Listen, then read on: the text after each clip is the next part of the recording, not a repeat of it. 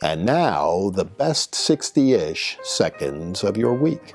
As you know, the best 60 seconds of your week is always unedited, unrehearsed, and unscripted, which means that every once in a while I make a few goofs. And last week, I neglected to say Happy Mother's Day to all of our friends who are mothers. And I really feel remiss about that because it's a very special day for very special women. So I hope that all of the mothers had a truly happy and blessed Mother's Day.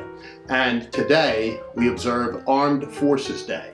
This isn't Veterans Day, which occurs in November, or Memorial Day, which we will observe in a couple of weeks. This is for Veterans Now. So if you see somebody in uniform or know of somebody that is, please take a special moment today to say thank you and honor those who protect and defend our freedoms every single day. And speaking of freedoms, we're hearing now that the mask removal is underway in a big way. What's fascinating about that is that at 2:08 or whatever time it was Thursday afternoon, they said from the CDC that the masks could be lifted if you'd been fully vaccinated, whereas earlier in the day it was exactly the opposite message. Now what happened in those several hours? The conspiracy theorists are going to tell you that this was a great reveal, which was coming all along anyway. We knew that. It should have happened long ago. But folks were saying, look what was happening in the Biden administration. All sorts of disasters all around us, gas lines, and if you could actually get gas, exorbitant prices, Israel being attacked. You know, they said that was going to happen when President Trump moved the embassy, but it didn't. It happened under the Biden watch. A disaster at our southern border, inflation getting ready to spiral out of control. They're calling Joe Biden Jimmy Carter, but that's an insult to Jimmy Carter, isn't it? So now we have the word from the CDC and the good Dr. Fauci, but let's see how long it lasts. But it is high time, long overdue, for America to get back to school, back to work, and back to normal.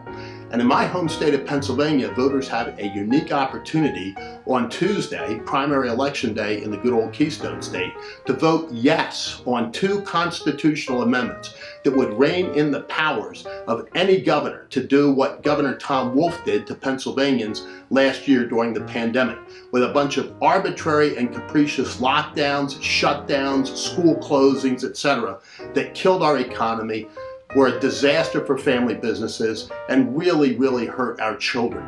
So for every friend of mine that lives in Pennsylvania, please be sure to vote yes and yes. And real quickly, in the markets this week, it actually got above 35,000 for a moment until Biden policies pushed it back down. Interesting, because Jim Glassman wrote a book 25 years or more ago called Dow 36,000. So it may yet prove that he was right. He was just a little off in the timing. But let's see, because we truly do believe that a rising tide lifts all boats. Finally, the Preakness is running today.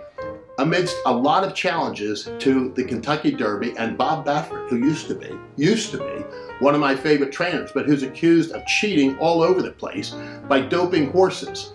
His horse from the Kentucky Derby is going to run in the Preakness, but my favorite, Hot Rod Charlie, is not. So the betting is up to you, and have a great day, because for now, that is the best 60-ish seconds of your week.